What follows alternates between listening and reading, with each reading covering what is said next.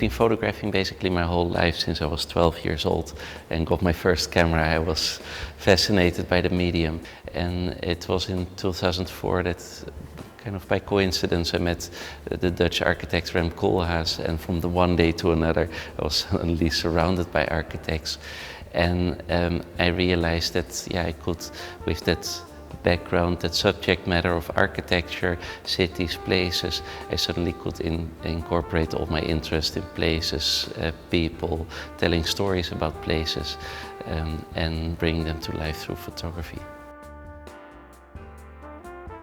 Our exhibition, Iwan Baan Moments in Architecture, truly spans Iwan Baan's incredible oeuvre, touching on all of his fields of interests, including his commissioned work, but also his personal projects, book projects.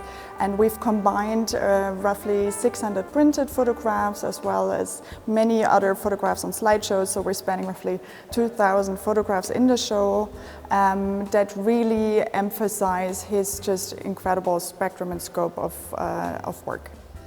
The exhibition is structured in 4 sections. The first one looks at his early projects in China in the early 2000s. The second section looks at his work with architects all around the globe, so his commissioned work. The third section explores his series and documentation of cities around the globe, their global growth and urban development. And the last section explores his interests and oftentimes personal projects on informal and traditional building. In the exhibition you see a wide variety of places I traveled, incredible places architects built in the large mega cities, in places far outside in the countrysides and so on. Of course the cities only got bigger, more crowded, overpopulation you see in many places. These kind of issues, like you try to show also in the photographs, it's not just about a particular building or a place.